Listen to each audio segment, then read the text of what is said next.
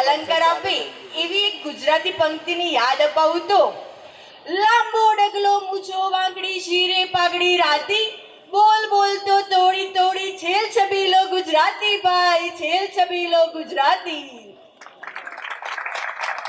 સરિતા એટલે નદી, તો નદી જ્યાંથી ઉદ્ભવે અને વહેતી વહેતી આવીને સાગરને મળે છે, એમ આપણી સાહિત્યની સરિતાના પ્રવાહને પણ જીવંત રાખવા વાળા નરસિંહ મહેતા અને નર્મદથી લઈને ઝવેરચંદ મેઘાણી અને કનૈયાલાલ મુનશી જેવા અનેક સાહિત્યકારોને યાદ કરીએ કે જેમણે સાહિત્યના નવે નવ રસનો પ્રવાહ આ સરિતાને આપીને તેને વહેતી રાખી છે.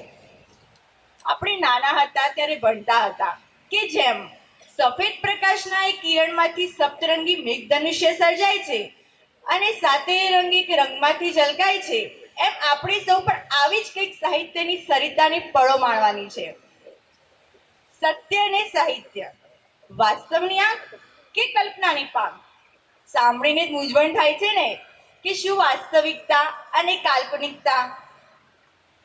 સત્ય અને સાહિત્ય એક એવી ક્ષિતિજ છે કે જેમ દરિયા અને આકાશનો સંગમ થાય ને ક્ષિતિજ સર્જાય, આવી જ રીતે આ સંગમ છે કલ્પના અને હકીકતનો, સ્વપ્ન અને વાસ્તવિકતાનો.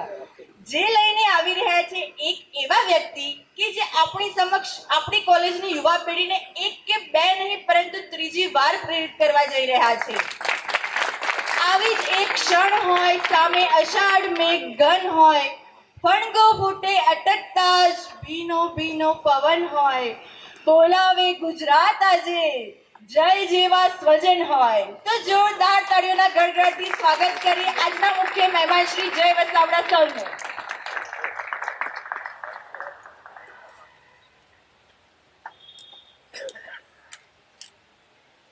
Everyone, very good morning. બહુ જ સરસ મજાની તરોતાજા સવાર છે.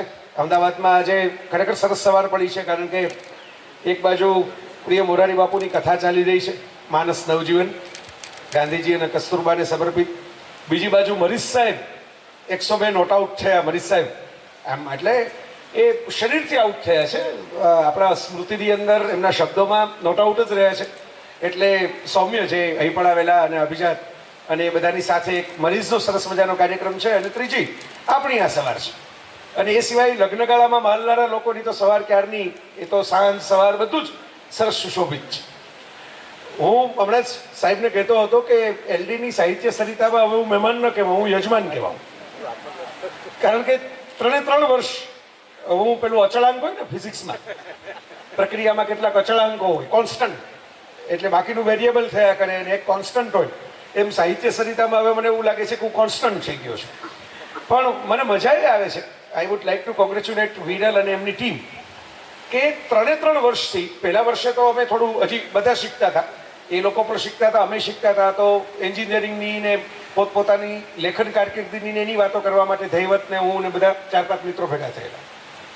ગયા વર્ષે મને સામે ચાલીને એમ કહેવામાં આવેલું કે હવે બધે બોલો એવા સબ્જેક્ટ નહીં, એ શું અમારી એલડી માટે એક્સક્લુઝિવ જોઈએ, સ્પેશિયલ. અને સ્પેશિયલ સબ્જેક્ટ અમે ડિઝાઇન કરેલો. અહીં ઘણા બધા મિત્રો એમાંથી ત્યારે હાજર પણ હશે જ. સર્જક એક, ચહેરા અનેક. કે મોટા ભાગે સર્જક છે, લોકો એમ માની લે છે કે ભાઈ આ હાસ્ય કલાકાર છે. દાખલા તરીકે તારક મહેતા એમ કહેતા કે હું જ્યાં જાઉં ત્યાં બધા એમ કે કંઈક ટૂચકો સંભળાવો ને. પણ હું તો હાસ્ય લેખક ખરો, પણ હું કંઈ 24 કલાક ટૂચકા ન સંભળાવું. મને દુઃખ થાય, મને પીડા થાય, મને આનંદ હોય, હું મૌન રહેવા માંગતો હોઉં, તો લોકો એમ માની લે કે ભાઈ સર્જક છે એટલે તારક મહેતા હાસ્ય લેખક છે. એટલે ભાઈ એવો આખો ટોપિક બહુ ડિટેલમાં લીધેલો, અને એ તો બહુ 1.5 કલાકનું લાંબુ સેશન હતું. હવે આ વખતે અગેન એ જ ચર્ચા થઈ કે ભાઈ બીજે ક્યાંય ન લીધો હોય એવો ટોપિક. અગાઉ ક્યાંય હું તો ઘણી જગ્યાએ બોલવા જાઉં છું, રોજીરોટી છે ગુજરાતી ભાષા મારી, અને હું કહેતો હોઉં છું ગુજરાતી ભાષાને પ્રેમ કરો.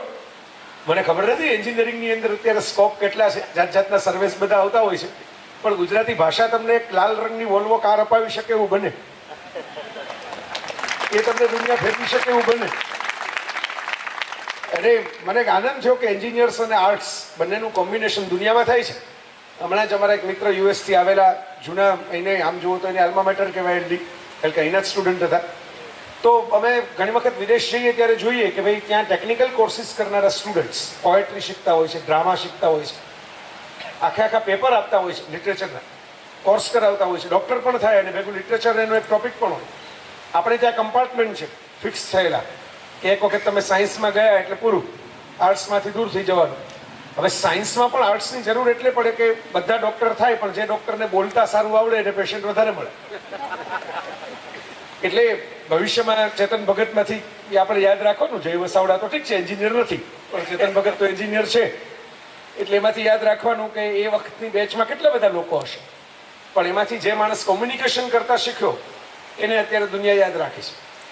તો is learning experience, grooming experience, સાહિત્ય સરિતા વહેતી રહે. અને કોઈ પણ સરિતામાં એવું જ થતું હોય, ઉપનિષદોની વાત છે આ મારી નથી, કે નદીનું નામ એનું એ રહેતું હોય, પાણી બદલાતું જતું હોય. આ સાહિત્ય સરિતાની પણ મજા એ છે. આપણે માની લો કે કુંભ સ્નાન કરવા માટે ગંગામાં જઈએ, પછી સ્નાન ડૂબકી મારી બહાર આવીએ, પછી આપણે પાછી ડૂબકી મારીએ ત્યાં લગીમાં ગંગા તો ગંગા જ છે, પણ જે ડૂબકી મારીએ પાણી તો વહી ગયું, એને જ સરિતા કહેવાય ને. સરિતા અને સરોવર વચ્ચે આ તફાવત છે. there is a difference between lake and the river. River વહેતી હોય, સરિતા વહેતી હોય. એટલે અહીં મેં કીધું એમ અમારા જેવા જે બધા વહેતા પાણીઓ છે એ તો આવશે ને જશે. કોઈ આ વખતે ઘણા બધા મિલિંદ આવેલા, શોભિતભાઈ આવેલા, સૌમ્ય, હું બધું વાંચતો હતો, તમારું આખું લિસ્ટ લલચાઈ જવાય એવું લિસ્ટ હતું. 3 દિવસ આ જ તંબુ નાખીને રહેવાનું મન થાય, ટેન્ટ પેન્ટ નાખીને કે પાછા જઈએ જ શું કામ. તો આ સરિતાને હું પહેલા શુભેચ્છા આપી દઉં કે આમ જ વહેતી રહે ગંગાની જેમ જ. ભલે ઘાટનું એનું એ વિદ્યાર્થીઓ બદલાશે, ઓર આएंगे બહેતર કહેને વાલે ઓર બહેતર સુનને વાલે, પેલા કભી કભીના સોંગની જેમ, તો એ બધું બદલાતું રહેશે. પણ આઈ વિશ કે સરે જે આ છોડ વાવ્યો છે એ અહીં જેમ કેટલાક વૃક્ષોની છાયામાં આપણે બેઠા છીએ એવડો મોટો થાય. નાવ અવર ટોપિક ઇટ્સ વેરી ઇન્ટરેસ્ટિંગ, અને again credit goes to Viral. A topic એને મને સજેસ્ટ કરેલો છે, મેં તો એને ખાલી ફ્રેમ કર્યું શબ્દોમાં. આઈડિયા એનો હતો કે ફેક્ટ અને ફિક્શન બે જુદી જુદી વિદ્યાઓ છે, બે જુદી જુદી ઘટનાઓ છે. અને આપણે કેવું છે તમે જોજો, વાંચવાની વાત કરો ને, હું તો બહુ બધાને વાતો કરતો હોઉં છું, વાંચો રીડર બનો તો લીડર બનશો. એ તો આપણે નરેન્દ્રભાઈએ શીખવાડી દીધું. વાંચશો તો બોલતા આવડશે, બોલતા આવડશે તો પ્રવચનો કરશો, પ્રવચનો કરશો તો દેશ દુનિયામાં વિખ્યાત થશો.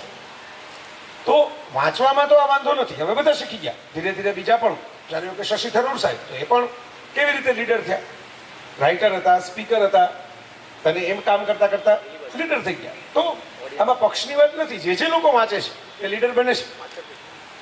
મુદ્દો જુદો છે. મુદ્દો એ છે કે હવે વાંચવાની કોઈને વાત કરું ને તો બધા એમ જ કહે છે કે આત્મકથાઓ વાંચવી જોઈએ, જીવન ચરિત્રો વાંચવા જોઈએ. શું કામ? બધાને પેલો સફળતાનો કીડો છે. રાતોરાત આપણે ધીરુભાઈ અંબાણી થઈ જઈએ. ધીરુભાઈ અંબાણી એમના જે ખરા સિક્રેટ હોય સફળતાના, એમની જીવનકથામાં ખોલ્યા જ ન હોય. એ એમના સીઈઓને પણ પૂરી ખબર ન હોય. પણ આપણે એવું માનીએ કે એ ધીરુભાઈ અંબાણીની કથા વાંચી લેશું એટલે આપણે ઓવરનાઇટ ધીરુભાઈ અંબાણી થઈ જશું. મેં જોયું છે જ્યાં જ્યાં વાંચવાની વાતો કરો ત્યાં લોકોને એવું થાય છે કે પેલી વાર્તા અને નવલકથાની તો ટાઈમ પાસ છે, એમાં શું હોય ટાઈમ બગાડવા. વાંચવું હોય તો કંઈક આવું નક્કર વાંચો. આ રોંગ ટ્રેન્ડ છે. ફેક્ટ અને ફિક્શન વાળી વાત મારે શરૂ ત્યાંથી જ કરવી છે, એમાંથી જ આ કદાચ વિષય આવ્યો હશે. પછી એને ફ્રેમ કર્યો અમે, સત્ય અને સાહિત્ય. એક બાજુ સાહિત્ય છે જેને આપણે કલ્પના સૃષ્ટિ કહીએ છીએ, એક બાજુ સત્ય છે જે વાસ્તવિકતા છે. અને આમ જુઓ તો વાસ્તવની આંખ છે, તમે જુઓ છો જે નજર સામે, તમે એમ કહો છો કે મારી આંખે જોયેલી, સગી આંખે જોયેલી રિયાલિટી છે. બીજી કલ્પનાની પણ આંખ છે. બે વસ્તુ જુદી જુદી છે, બે ઘટના જુદી જુદી છે. તમે જોયેલી ઘટના પણ આમ આપણે માની લો કે કોઈ ઘટના બને, દાખલા તરીકે આવું સરસ મજાનું સિવિલ લોનનું કેમ્પસ હોય, આવા વૃક્ષો હોય, અને એક છોકરો હાથમાં ગુલાબનું ફૂલ લઈને વસંત ઋતુમાં એક છોકરીને મળવા જાય.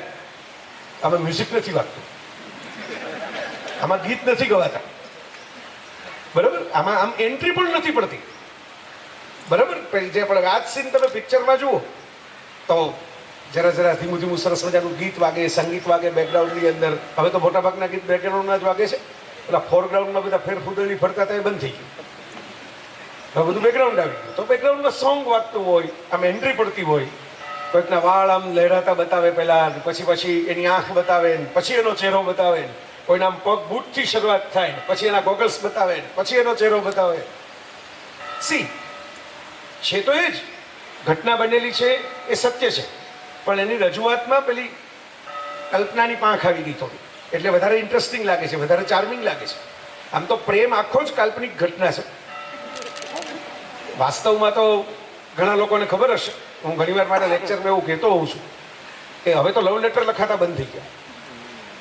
હવે સીધા વોટ્સઅપ ફોરવર્ડ આવી ગયા, એમાં તો નામ પણ નીચે કોકના હોય. એટલે લવ લેટરમાં તો ફાયદો એ થતો કે તમે કંઈક મહેનત કરી શકતા. એટલે કન્ટેન્ટ ભલે જય વસાવડાની કોઈ બુકમાંથી લીધો હોય, પણ તમે ચિત્રો થોડુંક એમાં આજુબાજુ થોડુંક ચોંટાડો, થોડુંક છાંટો, પછી કવર તૈયાર થાય અને એ પછી મોકલો. એ મેમરી બને. કારણ કે લેટર તમે 5-6 વખત ખોલો, વાંચો, સાચવો, ઘડી કરીને મૂકો, તો એક પ્રકારનું ફોસિલ જેવું છે કામકાજ લવ લેટરનું. જીવાવશેષ તરીકે, અશ્મિ તરીકે એ થોડું સાચવીને રાખે બધું.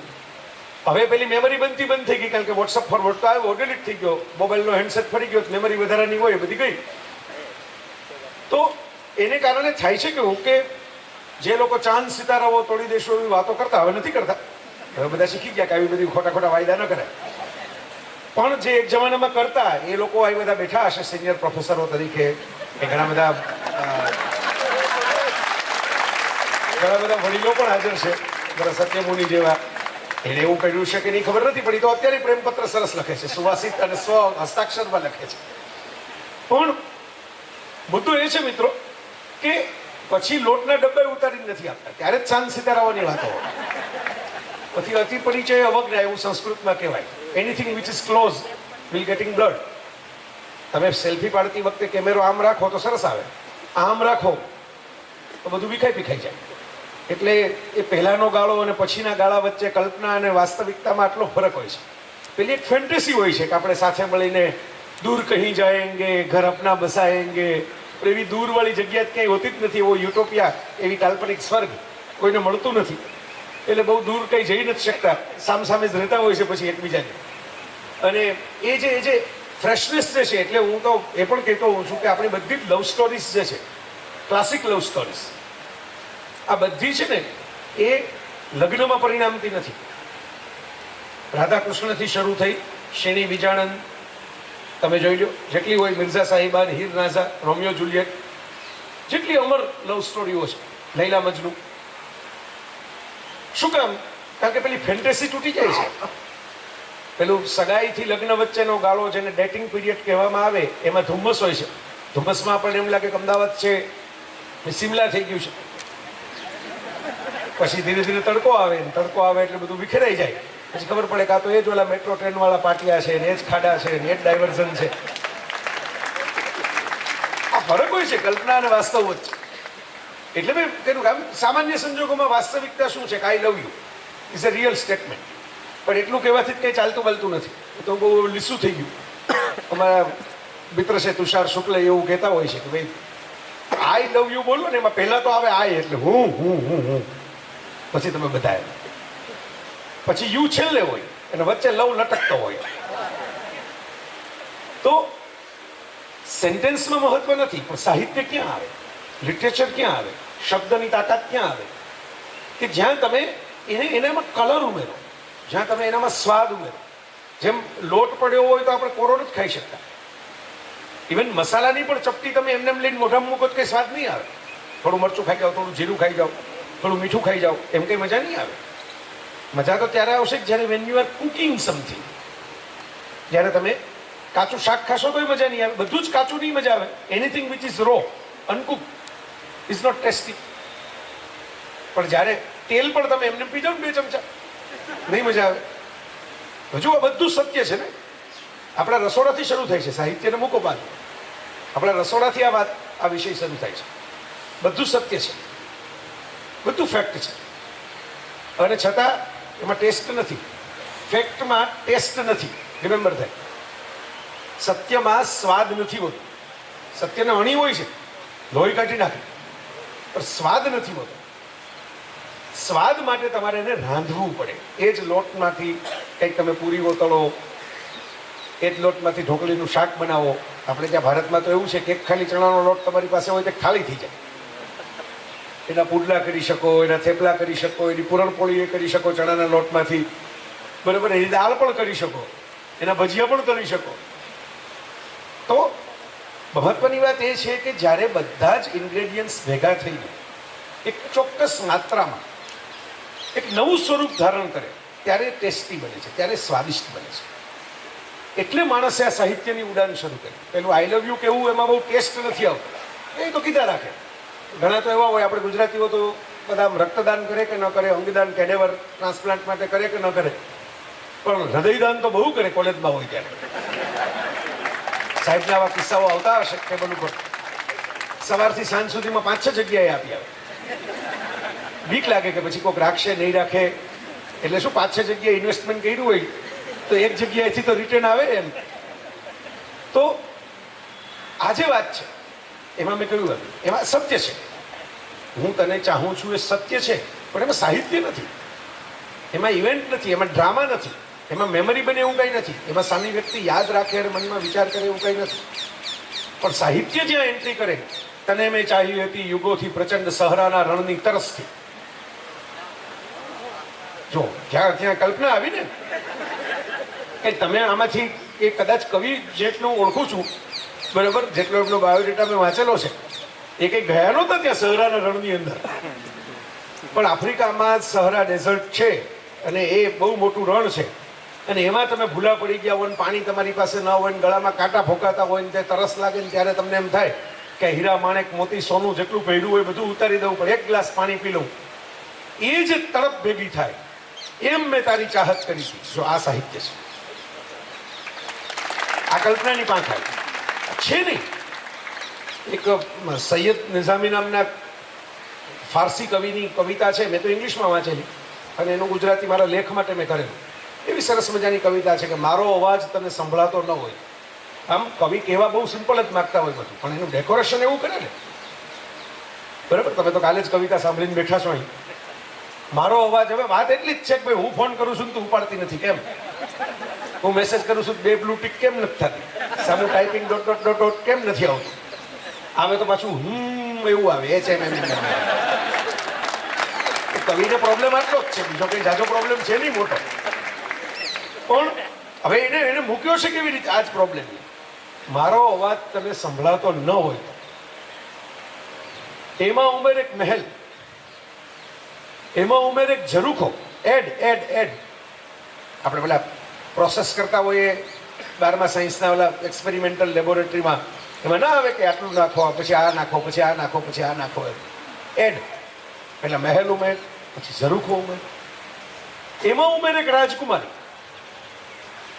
રૂઢી રૂપાળી સુંદરી, જેવી તેવી રાજકુમારી નહીં એમ પાછી. એમાં ઉમેર એક આશિકનું દિલ, એમાં ઉમેર એક ધારદાર ખંજર, આશિકના દિલની પરવાર આમ આર પાર જતું રહેવું ખંજર. મારો અવાજ તને સંભળાતો ન હોય તો આ પોકાર તને સંભળાય છે. એટલે વાત મેં કીધું એમ પેલી એક લીટીની છે કે ભાઈ મારો ફોન ઉપાડ, પણ એને ડ્રામેટિક રીતે રજૂ કરવામાં આવી છે કે એક મહેલ છે, એમાં એક રાજકુમારી છે, ઝરૂખે બેસીને વાટ જોવે છે, એક આશિક છે, તડપે છે એના માટે, એ પોતાના દિલમાં ખંજર ફોકી દે છે, એ કાળજું કાઢીને જે મૂકે છે, એટલી એમ કે વેદના મન થાય છે જ્યારે તું જવાબ નથી દેતી ત્યારે. આ સાહિત્ય છે. મૂળ મુદ્દો એ છે, મૂળ કારણ એ છે, આ સત્ય અને સાહિત્યના કેમ ભેદ પડ્યા. દુનિયા તો સત્યથી જ શરૂ થઈ ગઈ. આપણા આદિમાનવ પૂર્વજો જે બધા હતા એને તો કઈ સાહિત્યમાં બહુ શોખ નહોતો. પહેલી કવિતા ક્યારે રચાઈ હશે આપણે જાણતા નથી, પણ આપણે એટલો ગર્વ લઈ શકીએ કે પહેલું સંપૂર્ણ એપિક કહી શકાય એવો સાહિત્યિક ગ્રંથ ભારતે આપ્યો દુનિયા, રામાયણ. રામાયણથી જૂનો કમ્પ્લીટ લિટરેચરનો ગ્રંથ નથી, ફેબલ્સ છે, લોકકથાઓ છે પોતપોતાના દેશની બધા પાસે, પણ Ramayan was a complete literary text. આખી કથા તમે વિચાર કરો, સોંગમાં કહેવામાં આવી છે, ગીતમાં. અઘરું છે ને આ કામ. બોર્ડ ઉપર સુવાક્ય લખવા સહેલા છે, કર્મ કરો ફળની આશા ન રાખો, આ સુવાક્ય છે. પણ એને ભગવદ્ ગીતામાં જ્યારે તમે કમ્પોઝ કરો છો ત્યારે it's a song of God, ભગવાનનું ગીત. ગીતા હા સોંગ કમ્પોઝ કરવું અઘરું છે, એમાંથી લિરિક બનાવવા અઘરા છે. મહાભારત છે, રામાયણ છે, લિરિક્સ છે, લિટરેચર છે. હું એટલે કહું છું ભારત છે ને વાર્તાકારોનો દેશ. પેલા ચાલ જીવી લઈએ મૂવી હમણાં બહુ ચાલ્યું છે સિદ્ધાર્થભાઈનું, એમાં એક જગ્યાએ ડાયલોગ આવે છે કે ભાઈ આપણી પાસે ગુજરાતીઓ પાસે દરેક પ્રોબ્લેમના સોલ્યુશન હોય છે, શરત એટલે પ્રોબ્લેમ બીજાનો હોવો જોઈએ.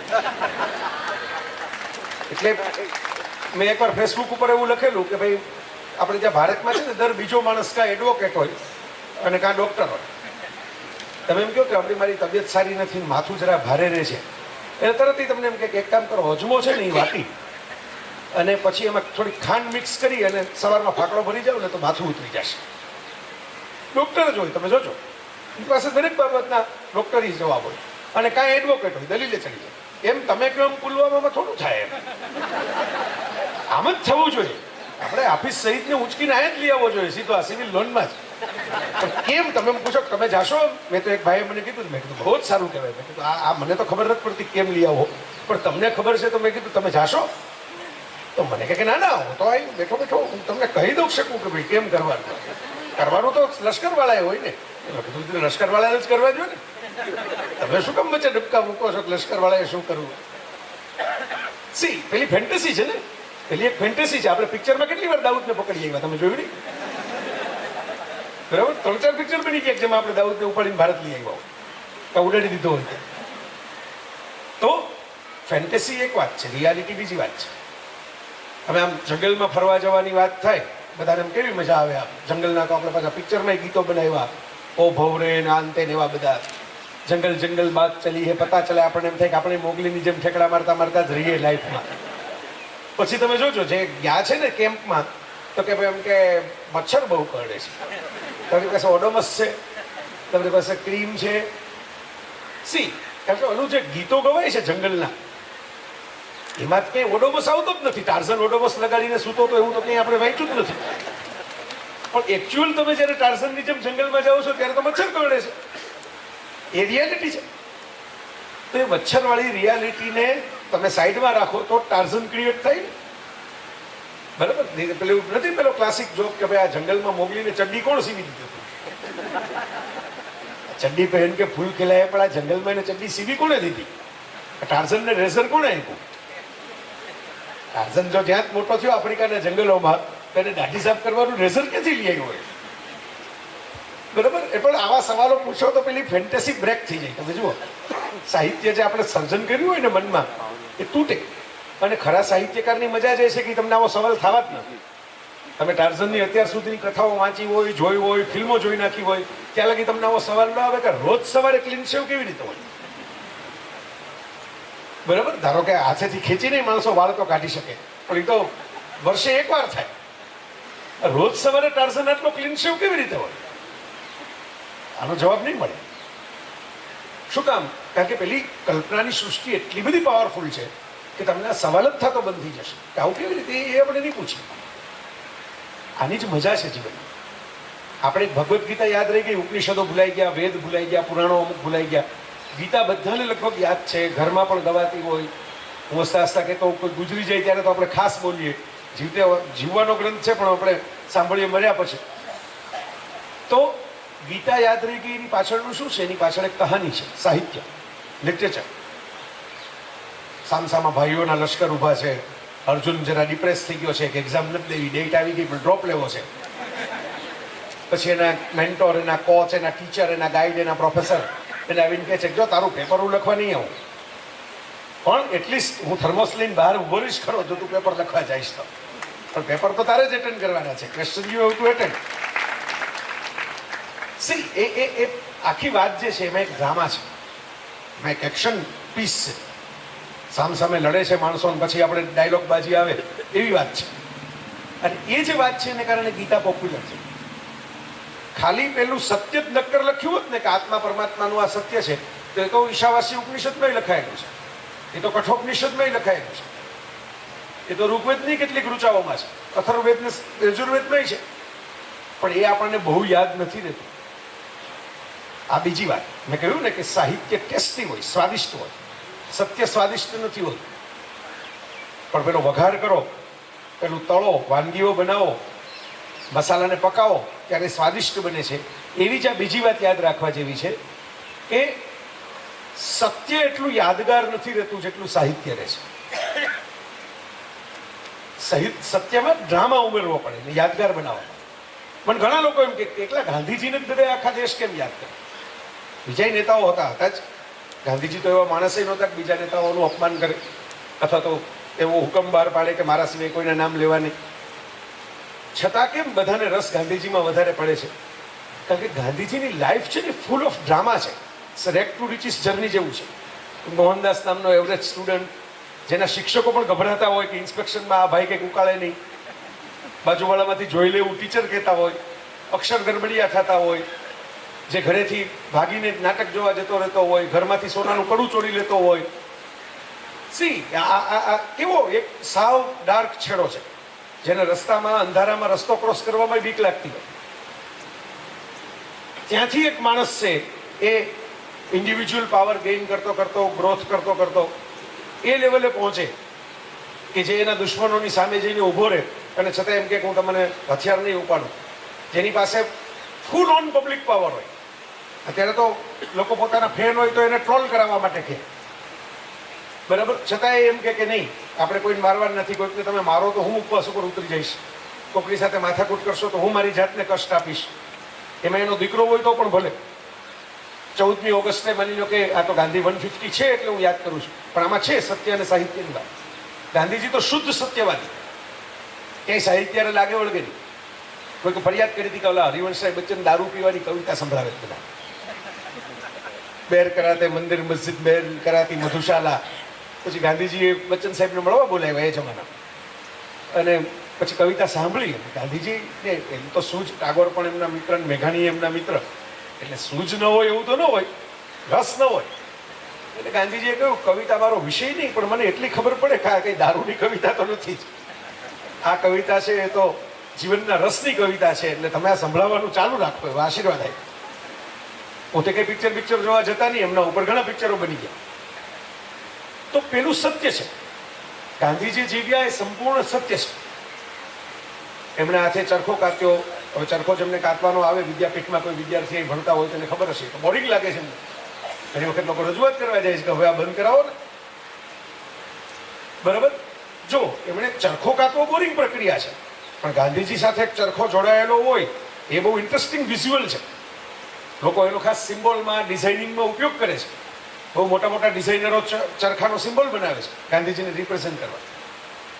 અહીં સાહિત્યવાદી.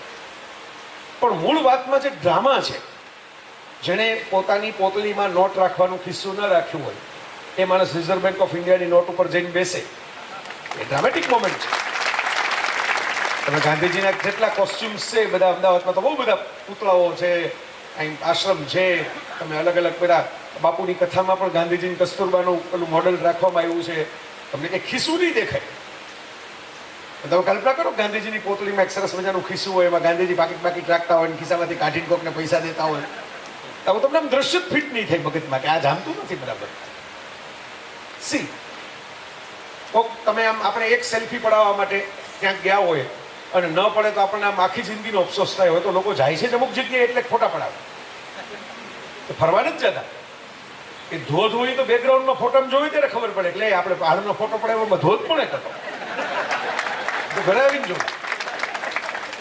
હું હસતા હસતા એવું કહેતો હોઉં છું કે જે ફોટા આપણા કેમેરામાં પડ્યા હોય છે, મેમરી કાર્ડ, કોર્સના ઓલા રિવિઝન આવે ને, કી પોઈન્ટ્સ પરીક્ષા વખતે યાદ રાખવા.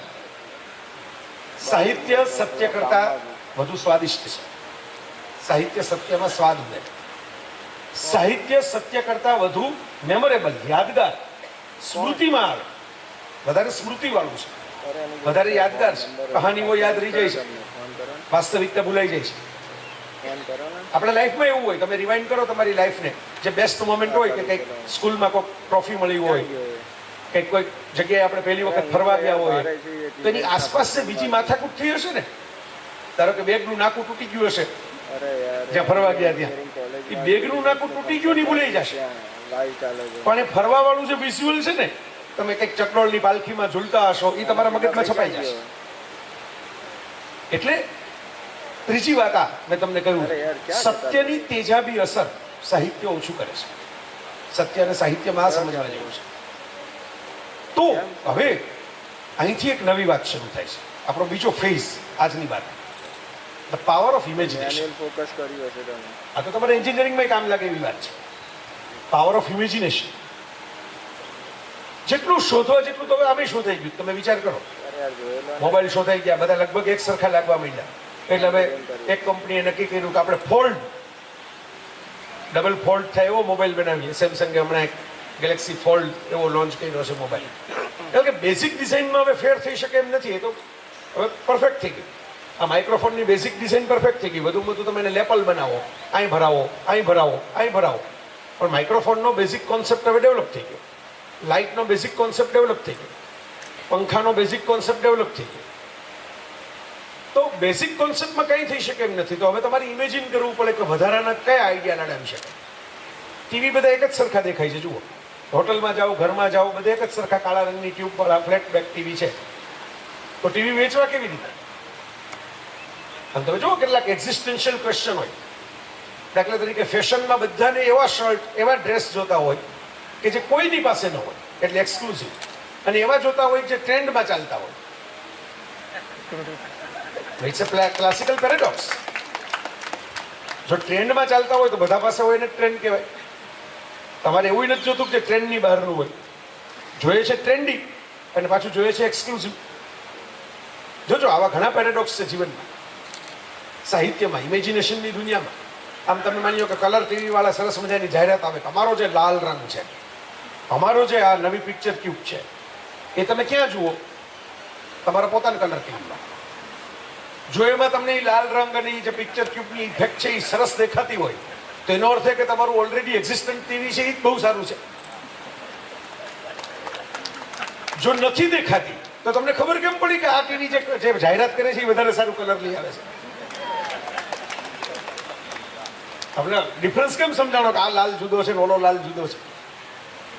It's a paradox. લાઈફમાં આવા ઘણા બધા પેરેડોક્સ છે. અને એ પેરેડોક્સમાંથી બહાર નીકળવા માટે માણસે ઇમેજિનેશનની યાત્રા છે. એક અઝર નિઝામી નામના લેખિકા છે, મૂળ ઈરાનના છે, હવે અમેરિકા રહે છે. એમણે એક આખું પુસ્તક લખ્યું છે, રિપબ્લિક ઓફ ઇમેજિનેશન. રાધર એમણે લખ્યું છે થોડું અને બાકીનું સંપાદન કર્યું છે અલગ અલગ લોકો. Republic of imagination. Nizami madam એક એવી આર્ગ્યુમેન્ટ કરે છે કે તમે ઓબ્ઝર્વ કરો કે દુનિયામાં જેટલા સરમુખત્યારો આવ્યા, જેટલા ટાયરન્ટ્સ કહેવાય એવા શાસકો આવ્યા, એ લોકોએ પહેલું કામ શું કર્યું? ફ્રીડમ ઓફ એક્સપ્રેશન અને આર્ટ ઉપર સેન્સરશિપ. એવરીવેર, ધર્મમાં પણ છે, રાજ્યમાં પણ છે. રશિયાનો તમે ઇતિહાસ જુઓ, જર્મનીનો હિટલરવાળો ઇતિહાસ જુઓ, આપણી ઇમરજન્સીનો કે એનો ઇતિહાસ જુઓ, કોઈ પણ જગ્યાએ વિક્ટોરિયન પ્યુરિટન યુગ જુઓ, બ્રિટનનો. જ્યાં જ્યાં સરમુખત્યારી આવી ત્યાં પહેલું કામ એ આવ્યું કે ભાઈ આર્ટ ન જોઈએ, ફ્રીડમ ઓફ એક્સપ્રેશન ન જોઈએ, લિટરેચર ન જોઈએ, કવિતાઓ ન જોઈએ. તાલિબાન શું કરે છે? મલાલા શું કામ ક્રિએટ થઈ? કે ભાઈ તમે તમારી રીતે જીવો ને તમે ડિસિઝન લો, સ્કૂલે જ આવી ન જોઈએ, અમે કહીએ એમ જીવવાનું. તો નિઝામી મેડમ એવું કહે છે કે ભાઈ અમારા એંગલથી જુઓ, અમે ઈરાનમાં વ્લાદિમીર નબોકોવની લોલિતા જેવી કથા વાંચતા હોય જે થોડી એક્સપ્લિસિટ વર્ણનો વાળી છે, થોડી ઇરોટિક કહેવાય એવું લિટરેચર છે, વર્લ્ડ ક્લાસિકમાં ગણતરી થાય છે. એના ઉપરથી 2-3 ફિલ્મો બની ગઈ છે દુનિયામાં, મોટા સ્ટારને લઈને મોટા મોટા સર્જકોએ બનાવેલી. સ્ટેનલી કુબ્રિક જેવા ધુરંધર કહેવાય એવા સર્જકે બનાવેલી. તમારા માટે એન્ટરટેનમેન્ટ છે. અમેરિકામાં કોઈક માણસ લોલિતા વાંચતો હોય તો એના માટે લોલિતા ઇઝ એન્ટરટેનમેન્ટ લિટરેચર. અમારા માટે ઇટ્સ રિવોલ્યુશન. ઈરાનમાં જ્યાં માથું ઢાંક્યા વગર તમે બહાર પણ નથી નીકળી શકતા અત્યારે, ત્યાં આવી કથા વાંચવી અથવા તો એ કથા વાંચીને એનો ખાલી કવર પેજનો ફોટો ઇન્સ્ટાગ્રામ ઉપર મૂકવો, એ અમારા માટે તો ક્રાંતિ છે. કારણ કે એમાં સામે ગોળી આવે, સામે કોઈ ઘરે આવીને મારી નાખે. એટલે એને કહ્યું કે ધેર આર ટુ પર્સપેક્ટિવ્સ. જેને તમે એન્ટરટેનમેન્ટ ગણો છો એ અમારા માટે રોડ ટુ ફ્રીડમ છે. અમે એટલે નથી વાંચતા ખાલી એમાં વાંચવાની મજા આવે છે, અમે એટલે વાંચીએ છીએ તો અમારે કંઈક સામા માણસને ચીડવવા છે જો અમે આ કરી શકીએ, અમારાથી આ પણ થાય. પેલું ઓડેન નામના એક બહુ મોટા કવિ છે, અને ઓડેન એક વખત એક સરસ લહેરું કે આઈ હેવ નો ગન્સ. હું કવિ છું, હું બંદૂક લઈને વાત નહીં કરું. કવિઓની બંદૂક લઈને હિંસા કરે એને કવિ જેવું ન કહેવાય. I am sensitive person. I am a man of literature or woman of literature because I feel something. I am sensitive from within. મને કશીક વાતની અસર થાય છે. એક પંખી ટહુકે છે ત્યારે મને એમાં ગીત સંભળાય છે. એક ફૂલ ખરે છે ત્યારે એની પાંદડીઓ જોઈને હું ઊભો રહી જાઉં છું. આ મારી લાગણી છે, મારી સેન્સિટિવિટી છે. બે પક્ષે જોઈએ. જાપાનમાં પેલું સાકુરા ફેસ્ટિવલનો અત્યારે ટાઈમ આવશે હમણાં. ચેરી બ્લોસમના વૃક્ષો ને ગુલાબી ગુલાબી ફૂલો આવે. તો વચ્ચે આપણે જેમ રોડ બને છે એમ રોડ પહોળા થતા હતા અને એમાં ચેરી બ્લોસમના વૃક્ષોની આખી એક હાર હતી ને બહુ જૂનું વૃક્ષ હતું. એ કપાતમાં જતું હતું. બધા પેલા એન્જિનિયરો આવીને બધું ગોઠવાઈ ગયા ત્યાં અને એનું સાધનો પણ આવી ગયા, જેસીબી મશીન ને બધું જે કહેવાય. તો કોઈ રાતના કવિજીવ માણસ હશે ત્યાં એક પાટિયું લગાડી ગયો, મેયરને સંબોધી કે ભાઈ મેયરશ્રી, એમ કે હું જાણું છું કે શિસ્તના ભાગરૂપે આપણે બીજા માટે જગ્યા કરવી જોઈએ, એ આપણું કલ્ચર છે, આપણું એજ્યુકેશન છે. તો હું પણ જો બીજા માટે જગ્યા ટ્રાફિકમાં કરી દે તો હું તો વૃક્ષે પણ કરી દેવી જોઈએ, એ હું સ્વીકારું છું. પણ આ વસંત આવી રહી છે, સ્પ્રિંગ ઇઝ જસ્ટ 1.5 month હવે. આ વૃક્ષને એટલો અધિકાર તો ખરો ને કે મરતા પહેલા છેલ્લી વખત એના ફૂલ આપણી ઉપર ખેરવી જાય. તો હું એટલી રિક્વેસ્ટ કરું કે આટલા રોડનો ભાગ છે ને એ 1.5 મહિના એને છેલ્લું ખીલી લેવા દે, પછી આપણે એને માનભેર વિદાય આપશું અને વાલથી ભેટશું અને પછી આ શહેરમાંથી એને રવાના કરશું. એ પાટિયું એ તો ત્યાં ચિઠ્ઠીની જેમ લગાવીને જતો રહ્યો માણસ, નીચે સહી નહોતી કરી. એક સંવેદનશીલ માણસ જેને વૃક્ષના મૃત્યુની ચિંતા થઈ. આપણે તો રોડ વચ્ચે કોઈ કપાઈ જાય એની ચિંતા બહુ નથી કરી શકતા એવી સોસાયટી બનીને બેઠા છીએ. એમાં પહેલા માણસને એમ છું કે આવું જૂનું વૃક્ષ એક જતું રહેશે સાવ એમને, તો એને છેલ્લી વખત તો ફૂલ ખીલવી લેવા દો પછી કામ છે. સામે મેયર પણ એટલા સંવેદનશીલ નીકળ્યા કે મેયરે સામે બીજી ચિઠ્ઠી ચોંટાડી બીજે દિવસે આવી કે આના તો ફોટોગ્રાફ છે. આ જાપાનના એક વિખ્યાત કિસ્સાઓમાંનો એક છે સાકુરા ફેસ્ટિવલ. મેયરે એમ કહ્યું કે મારા શહેરની અંદર આવા વૃક્ષ પ્રેમી, આવા પ્રકૃતિ પ્રેમી નાગરિકો રહે છે, એમનું હું નેતૃત્વ કરું છું. એ મારા માટે બહુ ગૌરવનો વિષય છે કે હું જેવા તેવા લોકોનો મેયર નથી, હું આવા લાગણીવાળા લોકોનો મેયર છું. આપણે વૃક્ષને આ વર્ષે જ નહીં દર વર્ષે ખીલવા દઈએ જ્યાં સુધી એમનું નેચરલ ડેથ ન થાય ત્યાં સુધી. અને હું રસ્તાની ડિઝાઇનમાં વચ્ચે વૃક્ષને લઈ લેવા માટે આર્કિટેક્ટને વિનંતી કરું છું. આઈ ડોન્ટ ઓર્ડર, કારણ કે નકશો તો પાસ થઈ ગયો છે, આર્કિટેક્ટને હવે હુકમ ન થાય, હવે તો બધું મંજૂર થઈ ગયું. પણ હું રિક્વેસ્ટ કરું છું કંઈક ડિઝાઇન બદલાવો ને. આપણા બાલકૃષ્ણ દોશી સાહેબે નથી પેલી વૃક્ષો વચ્ચે આવે એવી ઓફિસોની ડિઝાઇન બનાવી, તું કંઈક કરો ને. પછી કરવામાં આવ્યું અને વૃક્ષ જીવતું નહીં ગયું. આ પોએટની સેન્સિટિવિટી છે, આ સાહિત્યકારની સેન્સિટિવિટી છે. આ સંવેદનશીલ હૃદય તમારામાં ન હોય તો તમે પ્લમ્બર ફિટર છો, વર્ડ્સના ક્રિએટર નથી, કારીગર છો, સર્જક નથી. તમે એન્જિનિયરિંગના સ્ટુડન્ટ બેઠા છો મોટા ભાગે. What's the difference between plumber and engineer, mechanic and engineer? કેમ એસએસસી ફેલ છોકરો તમારી કાર રિપેર નથી કરી નાખતો, સ્કૂટર રિપેર નથી કરતો, મોબાઈલ રિપેર નથી કરતો? કારીગર તો એ પણ છે, એને આવડે છે કે અહીંયા આટલું નટ બોલ્ટ ટાઈટ કરવાના, આ કાઢી નાખવાનું, આ જોડી દેવાનું, આનું સોલ્ડરિંગ કરવાનું. પણ એનું વિઝન નથી, એને મોટો લાર્જ નકશો ખબર નથી. એ ક્યાંકથી આમ વાયર નાખી દે છે, પણ એને કારણે બેટરી 6 મહિને ઓગળીને બ્લાસ્ટ થઈ જાય એટલું લાંબુ લોજિક એનું લાગતું નથી. એ માટે તમારે એન્જિનિયરિંગ ભણવું પડે, એ માટે તમારે ટેકનોલોજી ભણવી પડે. તો એ જે ડિફરન્સ છે ને મિત્રો, એ સમજવા જેવો છે. એટલે ઓડેને એવું લખેલું કે આઈ હેવ નો ગન્સ.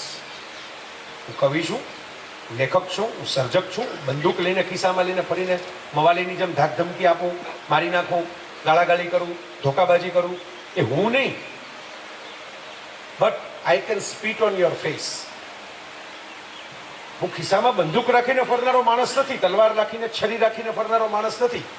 પણ હું તમારા ચહેરા ઉપર થૂકીશ. મીન્સ મારા શબ્દો એવા હશે. ગાલીબેજે કહ્યું ને, ન કોઈ ડક શકે મેરે હર્ફ પર અંગુષ્ઠ. હું એવી શાયરી લખીશ કે તમે દાજી જાઓ, વાંચી જાઓ, અને મારી શાયરી ઉપર તમે હાથ ન મૂકી શકો. એટલી ગરમા ગરમ હશે, એટલી પ્રજાળતી અને બાળતી હશે. ના આંખી સે ટપકા તો ફિર લહુ ક્યા હૈ. આંખમાંથી આંસુ નહીં ટપકા, હું લોહી ટપકાવીશ. આમાંથી લોકોએ ક્રાંતિઓ બેઠી કરી, તમને ખબર હશે. ફ્રાન્સની અંદર લેખકોએ ક્રાંતિ ક્રિએટ કરી, કવિઓએ ક્રાંતિ ક્રિએટ કરી. કેટલા બધા લોકો દુનિયાના ઇતિહાસની અંદર. એકાદ કવિતા દુષ્યંત કુમાર, પીડાનો કવિ, બળવાનો, વિપ્લવનો, ક્રાંતિનો કવિ. હો ગઈ પીર પર્વત સી પિઘલની चाहिए, इस हिमालय से कोई गंगा निकलनी चाहिए. બહુ ફેમસ થઈ ગઈ છે. ત્યારે બાજુ યુવક મહોત્સવમાં તો બહુ એક જમાનામાં વખણાતી. લોકો વક્તૃત્વ સ્પર્ધાના સમાપન આનાથી જ કરતા અને નિર્ણાયકો ઝૂમી ઉઠતા. શું કામ મજા આવે છે? કારણ કે આપણી અંદરની પીડા તો બહુ મોટી છે, પણ આપણે એને વ્યક્ત નથી કરી શકતા છે. કવિએ વ્યક્ત કરી દીધી. મુખથી બોલું માં તો સાચે બચપણ સાંભળે, પછી મોટપણની બજી મજા કડવી લાગે કાગડા. દુલાભાયા કાક બહુ જૂના જમાનાના દેશી કાઠિયાવાડી કવિ, દુહા છંદના બહુ મોટા મરમી. મારી મા વિશે હું ઘણું બધું ચાહતો હોવા છતાં જે વ્યક્ત નથી કરી શકતો, એ બે લીટીમાં કવિએ વ્યક્ત કરી દીધું. જે મેં કીધું ને કે આપણો સેકન્ડ ફેઝ, આ સેકન્ડ ફેઝ એ છે મિત્રો કે સત્યને સાહિત્યની જરૂર એટલે પડે છે કે સત્ય પોતાની જાતને સંપૂર્ણ એક્સપ્રેસ નથી કરી શકતું. ફિલિંગ છે, એક્સપ્રેશન નથી. મને કોઈક બહુ ગમે છે, પણ પછી આપણે ઓલો ચિઠ્ઠી લખીએ ને ફાડીએ ને ફેંકીએ ને ડૂચા વાળીને પાછા કચરા ટોપલીમાં નાખીએ. હજી નહીં, હજી આવતું નથી, હજી પકડાતું નથી. કેમ ગમે છે? કેવું ગમે છે? સામા માણસને કેમ વ્યક્ત કરીને સમજાવું? ત્યાં લિટરેચર આવે, ત્યાં પોએટ્રી આવે, ત્યાં ડ્રામા આવે, ત્યાં સ્ટોરી આવે. અને આ વાત સમજવા અને શીખવા જેવી છે જીવનમાં. જે સાહિત્યની આપણે વાતો કરીએ છીએ એની સાથે જોડાયેલો એક આખો ઇતિહાસ. માણસ, મેં કીધું, માદીમાનવ તરીકે રહેતો હતો ત્યારે સાહિત્ય નહોતું, ફેન્ટેસી નહોતી, ઇમેજિનેશન નહોતું. આઈન્સ્ટાઈન જેવો માણસ, બ્રેઇન ઓફ ધ મિલેનિયમ કહેવાય એવો તેજસ્વી માણસ, એમ કહે છે કે ભાઈ imagination is more power than knowledge. કલ્પનામાં જ્ઞાન કરતા વધારે શક્તિ છે. શું કામ? કારણ કે આઈન્સ્ટાઈન એમ કહે છે કે imagination is love letters from tomorrow, are the love letters from tomorrow. કલ્પનાઓ જે છે ને, તમારી ફેન્ટેસીઝ, એ આવતીકાલે તમને લખેલા પ્રેમપત્રો છે. આજે તમને ઉડવાની કલ્પના આવે છે તો આવતીકાલે તમે હેલિકોપ્ટરને વિમાન બનાવશો. આજે તમને પાણીની અંદર જવાની કલ્પના આવે છે તો આવતીકાલે તમે સબમરીન બનાવશો. ટુમોરો, આવતીકાલે તમને પત્રો લખે ત્યારે ઇમેજિનેશનમાં ક્રિએટ કરે. It's a time travel.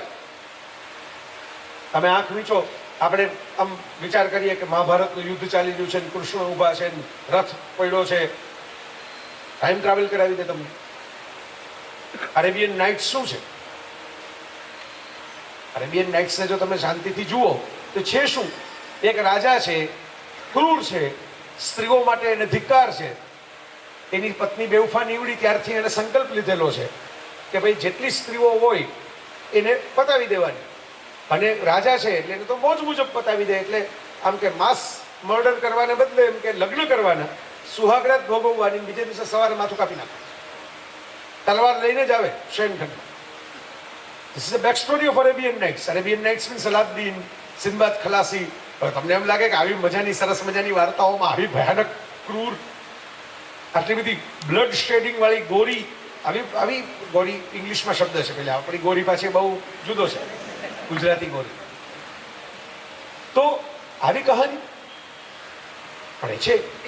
એમાં શહરજાદી નામની વજીરની દીકરી એમ કહે છે કે ભાઈ મને પરણાવો. વજીર એમ કહે છે તને પરણાવું શું કામ?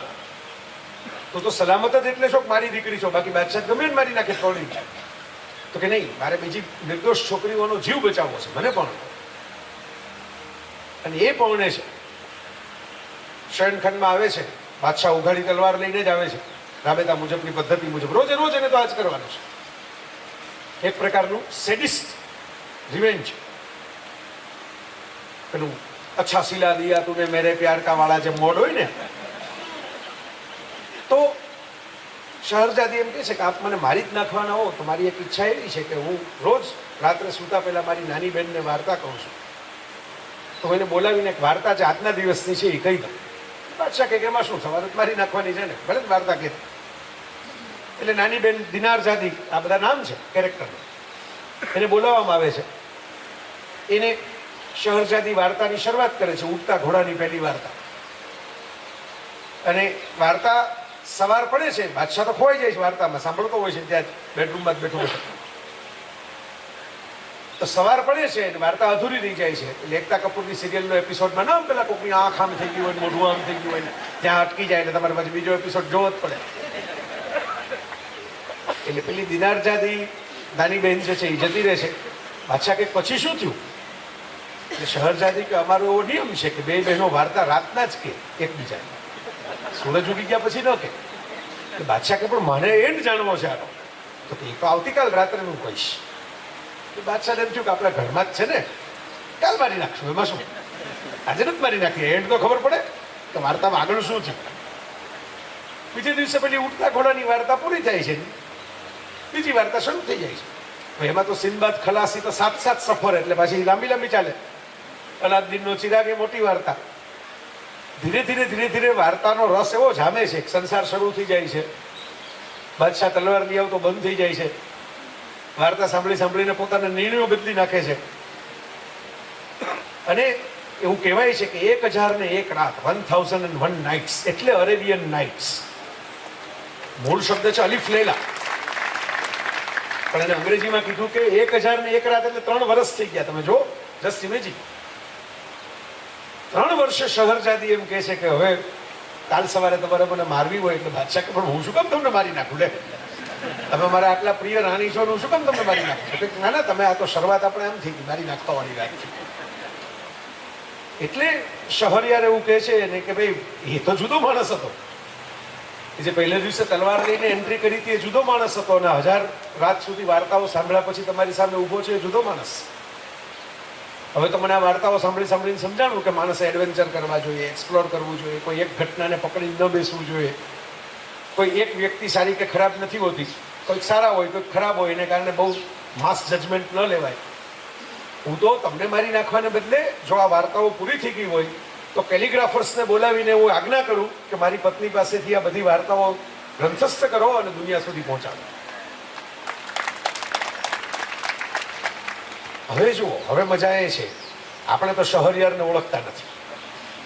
શહરજાદી કે દિનારજાદી આપણા કોઈ સગામાં થતા નથી. આ બનેલું કે નહીં વી ડોન્ટ નો. વાર્તાઓ છે આપણી પાસે, અલાદીનની, સિંદબાદની બધી છે. બેક સ્ટોરી ફેન્ટેસી છે કે ફેક્ટ છે વી ડોન્ટ નો. પણ એમાં એક હિન્ટ તો છે ને કે માણસ પોતાની રિયાલિટી ધારે તો લિટરેચરથી, આર્ટથી, ક્રિએટિવિટીથી બદલાવી શકે છે. ધારો કે કોઈક મારા જેવા લેખક જ લખી છે આ બેક સ્ટોરી, પોતાનું નામ નથી લખ્યું, પણ આ શહરજાદીના નામે ચડાવી દીધી છે વાત. એવું આપણે ત્યાં તો ઘણી એવી વાર્તાઓ છે. કથાસરિત સાગર માટે એવું કહેવાય છે કે શિવે પાર્વતીને વાર્તા કીધી. વાર્તા એવી છે, એવું પાછું કથાસરિત સાગરના સંસ્કૃત લેખક એમ લખે છે કે વાર્તા એને કહેવાય કે માણસના પેટમાં ટકે નહીં. તમે બહુ સારું પિક્ચર જોઈને બહાર નીકળો ને, તમે ગલી બોય જોઈને બહાર નીકળો એટલે પછી તમે ભાઈબંધને, ફ્રેન્ડને, બેનપણીને ફોન કરો, બહુ સારું પિક્ચર, ચાકાચક પિક્ચર છે. એમાં પછી છે ને ઓલો રણવીરસિંહ આલિયાને જે રીતે કહે છે ને પછી ફટાકો મારી દે ને આલિયા, ઓલો કે પણ મારે જોવાનું બાકી છે હજી. ઓલું અંદર જે ફટાટ થઈ ગયું ને સારું પિક્ચર જોયા પછી કે આ બહાર કાઢ્યા વગર તો કેમ નીકળવું એમ, એટલે ઓલો ફટાકો મારી દે, ફટાકો પછી તો એટલે ઓલો કેક મારે જોવાનું બાકી છે તો જ આગળ ચાલુ થાય. પછી એમાં એક સીનમાં છે ને ઓલો MC શેર આવે છે ને એ જે બતાવ્યો જ ને એની અંદર, એટલે ઓલો કે પણ મારે જોવાનું બાકી છે ભાઈ. આમાં ઘણા એવા હશે કમળા એમ કહે છે કે હવે તમે ક્યાં ચાલુ કરી દીધું? अपना टाइम भी आएगा एम, અત્યારે શું કામ ચાલુ કરો છો? અમને જોવા દો. સી આ જે વાત છે ને, પહેલા સસ્પેન્સ પિક્ચર જોયા તો એ બોર્ડ ઉપર લખી નાખતા આ ખૂની છે, એટલે બાકીના ક્લાસમાંથી કોઈ જોવા જ ન જાય પછી પિક્ચર. તો આ જે વાત છે, તમે વિચાર કરો કે અંદરથી માણસને પેલો કથાસરિત સાગરમાં લખાયેલું છે, શિવે પાર્વતીને વાર્તા કીધી. મૂળ તો વાત બહુ ઇન્ટરેસ્ટિંગ છે, 21મી સદીની છે. પાર્વતીએ શિવને એમ કીધું કે મને કંટાળો આવે છે, આઈ એમ ફીલિંગ બોર્ડ. આ બહુ ડિપ્રેશન પછીનો મોટો રોગ છે, આ કંટાળો. લોકોને વેકેશનમાં કંટાળા આવે, મને ખબર છે બરોબર કે આ વેકેશન તો બહુ આવ્યું, હવે બોર થઈ ગયા વેકેશન માની હવે કંઈક ભણાવો,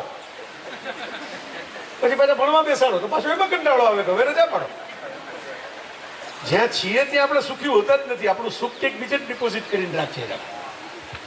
તો આઈ એમ ફિલિંગ બોર્ડ એવું પાર્વતીએ કીધું, એટલે શિવે કીધું કે એમ હોય ને, બોર્ડમ દૂર કરવા માટે હું તમને હાલો ટીવી ચાલુ કરી દઉં, જો મોબાઈલ આપો. એમ એમણે પાર્વતીને વાર્તાઓ કહેવાની શરૂ કરી. અને પછી મહત્વની વાત એ છે કે શિવે કીધું કે કોઈને કહેતા નહીં, એક્સક્લુઝિવલી તમારા માટે વાર્તા બનાવી, બીજા માટે નથી આ. હવે પાર્વતીને મજા બહુ એવી વાર્તા સાંભળીને, તમે કોકને કીધા વગર તો કેમ ખબર પડે ગલી બોય કેવું મહાન પિક્ચર છે, બરોબર? એટલે પાર્વતીએ એની સખીને કીધું, જયાને, કે હું કોઈને કહેતી નહીં હો, પણ શિવે કેવી સરસ વાર્તા કીધી આજે. તો કોઈ કહેતી નહીં. એટલે જયાએ એના વરને કીધું. ફરતી ફરતી નંદી પાસે વાત પહોંચી એટલે નંદીએ શિવને કીધું કે બહુ મસ્ત વાર્તા આવી છે, જવું તમને સંભળાવું.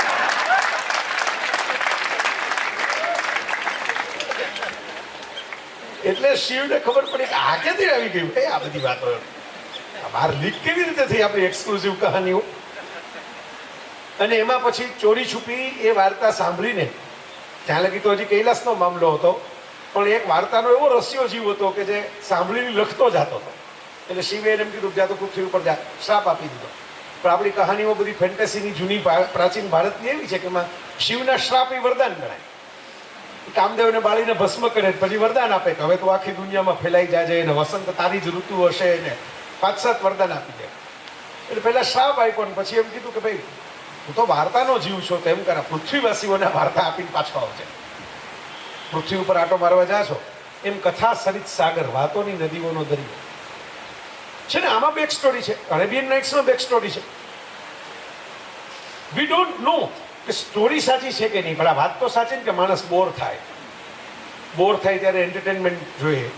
અને જે એન્ટરટેનમેન્ટ એને બહુ ગમી જાય બીજા સાથે શેર કરવા માટે ઠેકડા મારે. એમાં તો આ સોશિયલ નેટવર્ક ચાલે છે આટલું. મને ગમી ગયો એ ફોટો હું એકલો જ શું કેમ જોયા કરું, તમે જુઓ, શેર કરું. સમજાય છે? તો આખી વાતનું સાર એ છે કે જે સત્ય આમ આપણને ગળે ઉતરે એવું નથી હોતું, જે સત્ય આમ આપણને સમજાય એવું ઘણી વાર નથી હોતું, એ ફેન્ટેસીમાં સમજાઈ જાય છે. આમ બ્રહ્માંડના નિયમો ને બ્લેક હોલ ને એવું બધું અટપટું કોઈ ક્લાસ લેવા જાય તો બહુ મજા ના આવે. પણ ક્રિસ્ટોફર નોલન ઇન્ટરસ્ટેલર બનાવે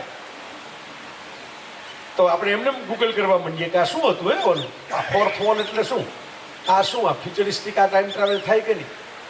કારણ કે એણે કલ્પનાની પાંખ એવી ઉડાડી કે જેને કારણે વાસ્તવની આંખ તમારી ખુલી ગઈ. ઘણા બધા ફિલ્મ મેકર્સ, ઘણા બધા લિટરરી ઓથર્સ તમને એના માટે મજબૂર કરે.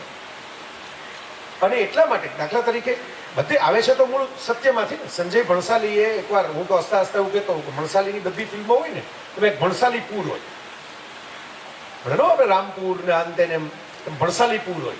એ એક એનું પોતાનું જ ગામ હોય. તમે જોજો, એનું ઉદયપુર ભણસાલીપુર હોય, એનું ગોવાઈ ભણસાલીપુર હોય, એનું સિમલાઈ ભણસાલીપુર હોય. આમ તમે મૂળ ગામમાં ન હોય એવી મૂર્તિઓ મૂકી દીધી હોય ને એવા કુંડ બનાવ્યા હોય ને એવા ઝરૂખા બનાવ્યા હોય. આપણી એકાદ ગુજરાતી ફિલ્મ બની જાય એકાદ સીનમાંથી, એટલા બજેટનો તો એક પેલો સેટ લગાવેલો હોય. એવું કોઈકે એમને પત્રકારે કોઈને પૂછ્યું હતું કે દરેક વાતને આવી લાર્જ કેમ બતાવો છો? બાજીરાવ મસ્તાની હોય કે આમ બાજીરાવની એન્ટ્રી થાય તમને એમ થાય કે ઓહો, એથેન્સ ને સ્પાર્ટાના બધા રાજ્યો આ એક જ મરાઠા સામ્રાજ્યમાં આવી ગયા છે.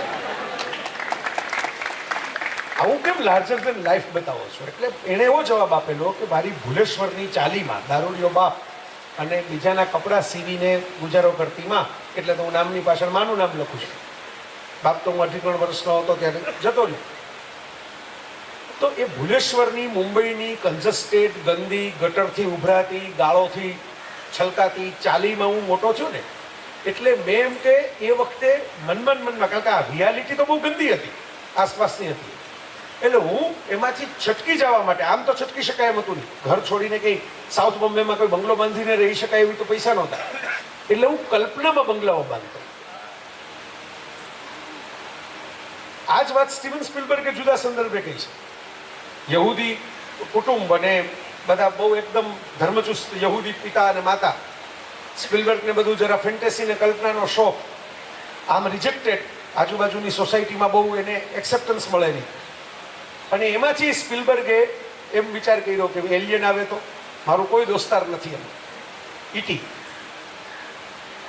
જાદુ, આપણે કારણ કે આપણે ઈટીની કોપી કરીને કોઈ મિલ ગયા બનાવ્યું, તો મારો કોઈ ભાઈબંધ નથી, મારો કોઈ દોસ્તાર નથી. તો આકાશ સામે સ્પિલબર્ગ કે હું તાકીને જોયા કરતો કે કોઈક આમાંથી ટપકે અને આપણો દોસ્તાર બને તો. હવે એ કે ટપકું જ નહીં કોઈ. હું મોટો થઈ ગયો, બાળકમાંથી કોઈ આકાશમાંથી એલિયન ટપક્યો નહીં, તો મેં પડદા ઉપર ટપકાયો, ઈટી ફિલ્મ બનાવી. See the fun. Dinosaurs actually તો આપણે જોયા જ નથી, છતાં સ્પિલબર્ગે ઇમેજિન કર્યા. માણસની વાસ્તવિકતા, સત્ય ક્યારેક એટલું બધું આકરું થઈ જાય છે એના માટે પચાવવા માટે કે એને એસ્કેપ રૂટ તરીકે કલ્પના જોઈએ છે, ઇમેજિનેશન જોઈએ છે. એસ્કેપ. કે વાસ્તવમાં તો આ નથી. સાંઈરામ દવેની એક સરસ મજાની, સાંઈરામ દવે તો હાસ્ય કલાકાર તરીકે વિખ્યાત છે, પણ એની કવિતા છે, ગંભીર કવિતા. એનું મુખડું એવું છે, ધ્રુજે છે હાથ મારો આ સવારે એનું કારણે ફરી સપનામાં આવીને તે મારી આંગળી ઝાલી લાગે છે. રૂબરૂમાં તો કોઈની મુલાકાત થતી નથી, પણ સપનામાં આવીને આંગળી ઝાલી લાગે છે. એટલે હાથ સવારે ધ્રુજે છે. હવે પાપણોમાં અદાલત ભરાશે, મેં સ્વપ્નો નિરખવાના ગુના કર્યા છે. રમેશ પારેખ. બરાબર. આ જે છે પ્રેમ, આશા, પ્રેમ અધૂરી આશા, લાગણી में હૃદય, સોરી પ્રેમ અધૂરી આશા, લાગણી અને હતાશા એક જગ્યા પર જો જમા થઈ જાય તો હૃદય બની જાય મરીઝ. આમ દિલ નથી બનતું, પણ દિલ બને છે આ બધાથી, લાગણીઓથી, સંવેદનાઓથી, તૂટવાથી, અધૂરપથી. જે આમ અધૂરું રહી જાય છે એને તમે પછી ફેન્ટસીમાં પૂરું કરો છો. દેશી વોટ્સઅપના ફોરવર્ડ મેસેજની ભાષામાં કહું તો જે મળતા નથી હોતા એ પાસવર્ડ બની જાય છે. થઈ ગયું ને આ વાત? કનેક્શન મળ્યું ને? તો ઇમેજિનેશનનું એક રજવાડું છે. ઇમેજિનેશનની ફ્લાઇટને કારણે માણસ અહીં પહોંચ્યો. આપણો સેકન્ડ ફેઝ જે આપણે લીધો હતો, પાવર ઓફ ઇમેજિનેશન. સાહિત્ય ઇમેજિનેશનનો પાવર છે. બહુ મોટા લેખક છે, અત્યારે બહુ ફેમસ થઈ ગયા છે. આખી દુનિયામાં એમના મોટા મોટા લેક્ચરો ગોઠવાય છે. યુવલ નોવા હરારી. કદાચ આમાંથી કોઈ પુસ્તક એમનું વાંચ્યું હોય, અથવા તો પુસ્તક વિશે વાંચ્યું હોય, અથવા તો એનું નામ સાંભળ્યું હોય. સેપિયન્સ છે કોઈ? આમ વાત છે ખરા. તમને એમ ન થાય ને કે આ ભાઈ તો પછી પોતાની મેળે, અમે પરીક્ષા દેતા ને ત્યારે એવું થતું કે પછી ઇમેજિનેશનના કેટલા ફાયદા છે હું તમને સમજાવું છું. હું મેનેજમેન્ટની પરીક્ષા દેતો હતો, ક્યારેક એકાદી એવી થિયરી આવે જે આપણે ન વાંચી હોય, બરોબર, કે ડગલાસ મેકગ્રેગરની થિયરીનું એમ કે વિવેચન કરો મેનેજમેન્ટનું. એટલે હું એમ કહેતો કે great management thinker Arnold Stallone has already quoted about Douglas McGregor. હવે આર્નોલ્ડ શ્વાર્ઝેનેગરની ફિલ્મો ત્યારે જોતો અને સિલ્વેસ્ટર સ્ટેલોનની ફિલ્મો ત્યારે જોતો. એમાંથી હું મેનેજમેન્ટ થિંકર આર્નોલ્ડ સ્ટેલોન બનાવતો. હવે થાય શું કે ઓલા પરીક્ષકને કોમ્પ્લેક્સ થઈ જાય કે હાલું આપણે નથી વાંચ્યું લાગતું કે આર્નોલ્ડ સ્ટેલોન નામના કોઈ મોટા થિંકર છે. આ વિદ્યાર્થીઓ વાંચ્યા હવે ચોપડી હોય ને આપણે નથી વાંચી શકતા, લાઇબ્રેરીમાં જઈને, એટલે 2 માર્ક વધારે આપે. લખવાનું આપણે જ જે લખવું હોય એ, બરાબર. ડગલાસ મેકગ્રેગર ઉપર કઈ ન લખો તો ચાલે, ઓલું ન હોય રામનવમીનો નિબંધ લખો તો કે રામનવમી રામ માટેનો તહેવાર છે, રામનવમી નવમીના દિવસે આવે છે, રામનવમી એટલે રામનવમી. બરાબર. પાના ભરાવા જોઈએ ને જરા, ખોકરો તો થવો જોઈએ નાખો એમ. તો આજે સિચ્યુએશન આવી થાય, આ પાવર ઓફ ઇમેજિનેશન તમને બચાવી લે. હમણાં અમેરિકામાં એક ટીચર બિચારા સસ્પેન્ડ થઈ ગયા. આફ્રિકાના સાહેબ કિંગડમ ઉપર નિબંધ લખવાનો હતો. એટલે જે અમેરિકામાં કે ભાઈ આફ્રિકન પ્રજા કેવી રીતે રહે છે, ત્યાંની અત્યારે મોટા ભાગે તો મૂળ સરમુખત્યારશાહી છે, ત્યાંની રાજ્ય વ્યવસ્થા કેવી છે, એનો નિબંધ આવ્યો 15 માર્કનો. એટલે બ્લેક પેન્થરનો, એવેન્જર્સનો, માર્વેલ કોમિક્સનો, દેશી કાઠિયાવાડીમાં કહું તો રહુડિયો કોઈક વિદ્યાર્થી હશે, પરીક્ષક ફિલ્મના શોખીન નહીં હોય, એટલે એને બ્લેક પેન્થર નહીં જોયું હોય, એટલે એને ખબર નથી કે કોઈ વાકાંડા તો માર્વેલ કોમિક્સમાં હોય. એટલે એને જે આવડું એક્ઝેક્ટ આર્નોલ્ડ સ્ટેલોન જેવું છે. આ 20 વર્ષ પહેલા અજમાવેલી ફોર્મ્યુલા હતી. હવે તમને આ તો તાજો દાખલો કહું છું. એટલે એને એમ થયું કે ભાઈ આ બહુ કંઈક મોટું કિંગડમ છે, સાયન્ટિફિકલી આટલું બધું ડેવલપ છે, જ્યાં આટલા બધા ઇન્વેન્શન થાય છે, આપણે જ વાંચ્યું નથી, એમ કરીને એને માર્ક આપી દીધા નિબંધમાં. પણ બીજા ભાઈબંધો હોય ને, શેરિંગ વગર તો માણસ રહી નથી શકતો. એટલે ઓલા છોકરાએ બીજા એના જે ફ્રેન્ડ્સ હતા એને કીધું કે આપણે તો વાકાંડાનું લખી આવ્યા હોય. એટલે પછી માર્ક આવ્યા, એટલે ઓલા ઉપરથી ડી આવ્યા કે આ તો વાકાંડાનું લખી આવ્યો સાહેબ, આને છે ને માર્ક આવ્યા. સાહેબની નોકરી કરી કે તમે જોયા વગરના માર્ક આપી દો છો આવા કિંગડમના. એટલે ઇમેજિનેશનના કેટલા બધા પાવર છે. પણ હરારી સાહેબે એમના સેપિયન્સ પુસ્તકમાં બહુ ઇન્ટરેસ્ટિંગ વાત કરી છે, અને આ સાહિત્ય સરિતાના ઓડિયન્સ પચાવી શકે. આ કદાચ હું અમદાવાદની પબ્લિક વચ્ચે બોલતો હોઉં તો મારે ધ્યાન રાખવું પડે કે હવે જરાક ઊંચું થઈ ગયું. હવે આ બાઉન્સર છે એ ઉપરથી જશે, આમાં નો બોલ થશે, એટલે કોઈક આપણા રન કાપી લે એના કરતાં બેટર છે કે આપણે ફેંકવા જ નહીં એવા દડા. જરાક ઊંચી વાત. હું તો સિમ્પ્લિફાઈ કરું છું, બને એટલી રમૂજી કરું છું, પણ ઊંચી વાત. હરારી સાહેબ એમ કહે છે કે આપણી રિયાલિટી છે વૃક્ષ, આપણી રિયાલિટી છે સિંહ, વાઘ, દીપડા, સસલા, ચકલા. આ રિયાલિટી છે. પાણી, નદીઓ, ધોધ, કુદરતે બનાવેલી રિયાલિટી છે. આમાં બહુ મજા નથી આવતી, આમાં બહુ જામતું નથી. એટલે માણસે પહેલું ઇમેજિનેશન કર્યું ગોડ, ભગવાન. જો પોતાને જેવો જ બનાવ્યો, પોતાને બે હાથ હોય એટલે ભગવાનને બે હાથ જ હોય, પોતાને બે આંખ હોય એટલે ભગવાનને બે આંખ હોય. રાજા રવિ વર્માના કેલેન્ડર આર્ટમાંથી આપણા દેવદેવીઓના જે ઘરમાં રાખીએ છીએ એની ચિત્રો આવ્યા તો બધા જોજો કાંજીવરમની જ સાડી પહેરીને બેઠા હોય. બરાબર, કોઈ ગુજરાતી સાડી પહેરીને કઈ દેવી કેમ નથી બેઠા? કારણ કે ચિત્રકાર રાજા રવિ વર્મા કેરળમાં મોટા થયા હતા, સાઉથ ઇન્ડિયામાં એને બધા રેફરન્સીસ લીધા હતા. એટલે એમના શિવ જુઓ કે એમના વિષ્ણુ જુઓ કે એમના લક્ષ્મી જુઓ કે એમના સરસ્વતી જુઓ, બધા પેલી બોલ્ડર વાળી, ચમકતી બોલ્ડર વાળી કાંજીવરમ સાડીમાં જ હોય. સમજો, એટલે માણસે પોતે ક્રિએટ કરી એક ફેન્ટેસી. હરારી સાહેબ એવું કહે છે કે God is a biggest story that mankind has told generation to generation. આપણે એક વાર્તા બનાવી, દરેકે પોતપોતાની વાર્તા બનાવી. કોકે એમ કીધું કે પાતાળમાં રહે છે, કોકે કીધું કે આકાશમાં રહે છે, કોકે કીધું કે 4 હાથવાળા છે, કોકે કીધું કે 2 હાથવાળા છે, કોકે કીધું દેખાતા જ નથી, એનો આકાર જ નથી, કોકે કીધું કે નાના કૈલાસ ઉપર રહે છે. જેમ જેમ આપણે આગળ વધતા ગયા એમ પેલી તૂટતી જાય છે. કૈલાસ ઉપર માણસ આટો મારી આવ્યો જોયું કાંઈ તો કોઈ દેખાતું નથી. ચંદ્ર ઉપર આટો મારી આવ્યો, મંગળ ઉપર આટો મારી આવ્યો, હજી કઈ દેખાતું નથી. એક બીજે રહેતા લાગે છે. આપણે આમ આકાશમાં જોઈને કહેતા હતા કે આમ રહે છે, પણ આ આકાશમાં તો આટો મારી આવ્યા, હજી દેખાતા નથી, ભગવાનનું ઘર નથી મળતું. એટલે કે જેમ જેમ તમે પ્રગતિ કરો એમ તમારું ફેક્ટ વધતું જાય, એમ તમારી પછી ઇમેજિનેશન તૂટતી જાય. તમે સુપર ઇમેજિનેશન પછી ક્રિએટ કરો કે ભાઈ ના ના એ આ બ્રહ્માંડમાં નથી રહેતા, એ તો બ્રહ્માંડના પણ બ્રહ્માંડ ઉપર રહે છે. God is our imagination. આ જે ઇમેજિનેશન કર્યું એમાંથી માણસોને પછી એને એમ કહ્યું કે ભાઈ હવે મજા એ છે કે ઇમેજિનેશન ફેક્ટ ઉપર એટલી હદે હાવી થઈ જાય છે કે વૃક્ષ કેટલા રાખવા કે ન રાખવા, પ્રાણીઓ મારવા કે ન મારવા, આ ગોડની બિલીફના આધારે લોકો નક્કી કરે કે ભાઈ હું નહીં મારું, મારા ધર્મમાં ના છે આવું બધું મારવાની ખાવાની ના છે, નહીં, મારો ભગવાન ના પાડે છે. મારા ઈશ્વરે એમ કહ્યું છે કે વૃક્ષો વાવો, આ નદીને ચોખ્ખી રાખો. એટલે imagination will protect the reality, એવું હરારી સાહેબ કહે છે. ગ્રેજ્યુઅલી એ તબક્કો આવે કે ઇમેજિનેશન રિયાલિટીને પ્રોટેક્ટ કરવા પડે એવું માને. આપણે માનતા નથી માનતા, આ વ્યક્તિગત આસ્થાવાળી વાત જ નથી, આ કલેક્ટિવ ઇમેજિનેશનની વાત છે. આ સમજાવવા માટે મેં તમને કીધું ને જરાક ઊંચું છે એટલે હું તમને એક ઉદાહરણ આપું. ધારો કે એક મોટી કંપની છે મેકડોનાલ્ડ્સ કે રિલાયન્સ, વોટેવર, તમને જે મજા આવે એવી કંપની તમારે ધારી લેવાની છે. તમે એમ કહો કે આપણે સ્વદેશી ધારવી છે તો સ્વદેશી ધારો, વિદેશી ધારવી છે તો વિદેશી ધારો. હવે તમને ખબર હશે કે કોકોકોલા છે, મેકડોનાલ્ડ્સ છે, એના મૂળ ફાઉન્ડર જે છે, મેકડોનાલ્ડ્સ ઉપર તો આખું પિક્ચર બની ગયું છે. એ તો મેકડોનાલ્ડ્સ જે બે ભાઈઓના નામ ઉપરથી જે એન્જિનિયર હતા પાછા, હોય તમારે જાણ ખાતા, બે મેકડોનાલ્ડ્સ એન્જિનિયર હતા અને એને એન્જિનિયરિંગની પોર્ટ અને સીપીએમની જે ટેકનિક છે એ બર્ગર બનાવવામાં અજમાવી હતી.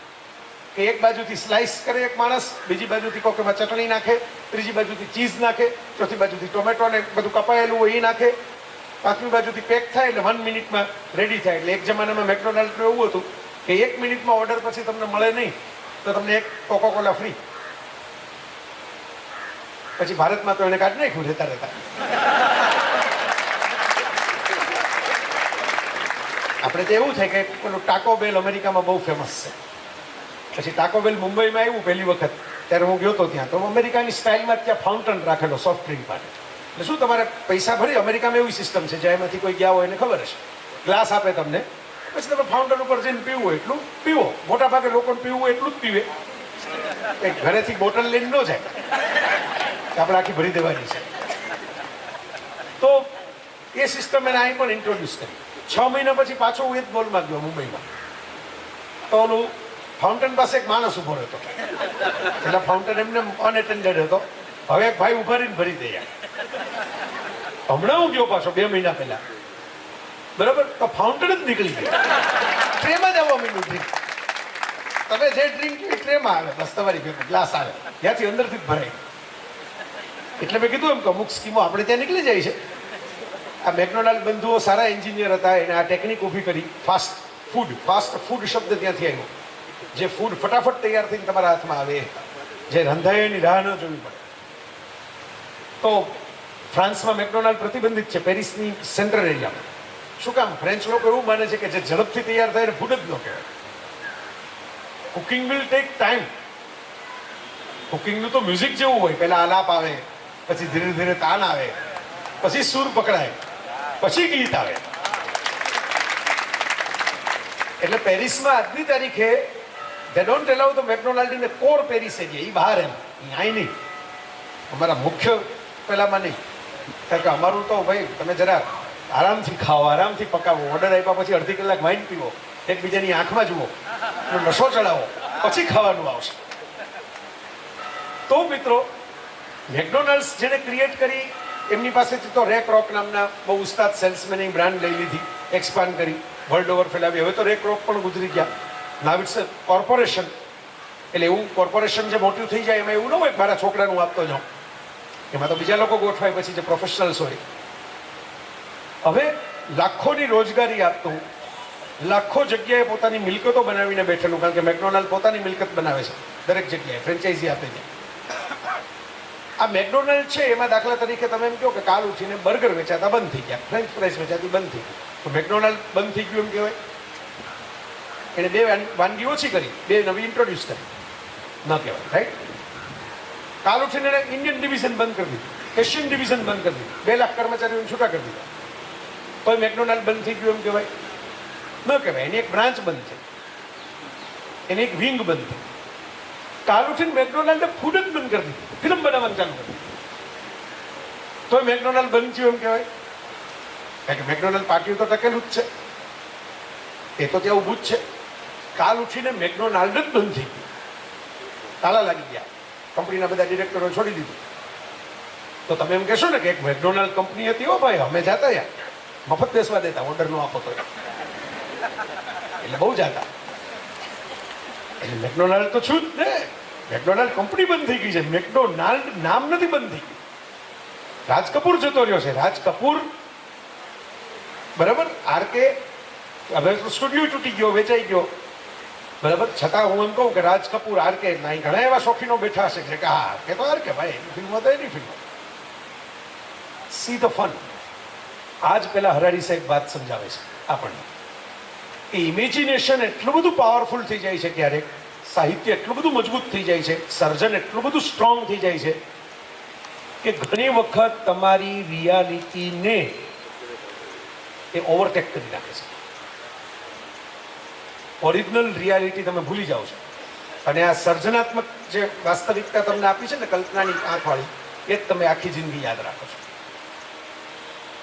અને આ બહુ ઇન્ટરેસ્ટિંગ છે. પેલા યાન માર્ટેલે લાઈફ ઓફ પાઈ નામની એક કહાની લખી, ભારતમાં આવીને લખી. એના કહેવા મુજબ એને સ્ટોરી સૂચતી નહોતી, એને ભારતમાં રખડતા હતા, પછી અચાનક મગજમાં ઝબકારો થયો, એટલે જ વિષ્ણુ ને અંતે એવું બધું આવે છે લાઈફ ઓફ પાઈમાં. એના ઉપરથી ઓસ્કાર વિનર ફિલ્મ પણ બની ગઈ. એ યાન માર્ટેલ એમ કહે છે કે જિંદગીમાં 3 જ વાક્યો છે, ઓનલી 3 સેન્ટેન્સ. જિંદગીમાં દરેક માણસે પોતપોતાની વાર્તા બનાવવાની હોય છે. Everyone has to make his or her own story. આપણે જે જીવીએ છીએ આપણી વાર્તા. ગાંધીજી જીવતા હતા ત્યારે તો એ રોજે રોજના દિવસો હતા. આજે આપણને વાર્તા જેવું લાગે છે. કોઈક મોટા પોપ સિંગરની કે એની લાઈફ સ્ટોરી આપણે બોહેમિયન રેપ્સોડી જેમ આવી, ફ્રેડી મર્ક્યુરીની, માઇકલ જેક્સનની કહાનીઓ ઘણા કહેતા હોય છે. સચિન તેંડુલકર ઉપર ફિલ્મ બની ગઈ, મહેન્દ્રસિંહ ધોની ઉપર ફિલ્મ બની ગઈ. આ તો day to day normal life જીવનારા માણસો છે ને, તમે નજર સામે જોવો છો. પણ ફિલ્મમાં ડ્રામા આવે, 2.5 કલાકમાં મહેન્દ્રસિંહ ધોની સ્ટેશન ઉપર ઊભો હોય એ પણ આવે, અને એનો ફ્રેન્ડ છે એને ફોન કરતો હોય એ પણ આવે, અને એની ગર્લફ્રેન્ડને મળવા જતો હોય એ પણ આવે. તો જ્યારે આપણે આ ઇમેજિનેશનમાં one has to create his or her own story. તમારે તમારી વાર્તા બનાવવાની છે. Interesting thing is you can select the better story. આજે તમારી વાર્તા બહુ રસપ્રદ ન હોય તો આવતીકાલે આવી જ રહેશે એવું જરૂરી નથી. Change your story. ભગવાને એક સ્ટોરી, જે કર્ણનું વાક્ય છે કર્ણભારમ નાટકમાં, સંસ્કૃતમાં, દેવાયત્તમ કુલે જન્મમ મદાયત્તમ તુ પૌરુષમ. ત્યાં જન્મ થાય મારા હાથમાં નથી, પરાક્રમ દેખાડવું મારા હાથમાં વાત છે. આજે આપણે ઈશાના કે આકાશના લગ્ન જોઈને એમ કહીએ કે આહા, અંબાણીએ પણ બાકી લગ્ન કર્યા જ, બાકી છોકરીના આહા, છોકરાને ભણાવશે, કંકોત્રી કેવી આવી, 2 લાખની તો કંકોત્રી બનાવી. પણ ધીરુભાઈ ચોરવાડમાં રહેતા હતા ત્યારે આ સ્ટોરી નહોતી. પછી ધીરુભાઈએ સ્ટોરી ચેન્જ કરી પોતાની, તો એમના ગ્રાન્ડ ચિલ્ડ્રનને આ સ્ટોરી મળી. સમજો, you can change the story. આજે કદાચ એવો ખૂણામાં ધીરુભાઈ હશે જે આ બધું જોઈને વિચારતો હશે કે અપના ટાઈમ ભી આયેગા. જેમ ધીરુભાઈ એ જમાનામાં વિચારતા હતા ત્યારે લોકો એમ માનતા હતા Tata is unbeatable, Birla is unbeatable, એને ઓવરટેક કરે એવી કંપની ભારતમાં ન હોય. તો ધીરુભાઈ એવા કાનજીને આવે જ ને, સચિન રમતો હોય ત્યારે કોઈને વિરાટની કલ્પના હતી? છતાં વિરાટ આવ્યો જ ને તમારી નજર સામે. તો આવે જ, એ તો કુદરતનો ક્રમ છે, એમાં તમારું મારું કંઈ ચાલે નહીં. So first sentence, everyone is living his or her own story. Second sentence, you can select or change better to the better story.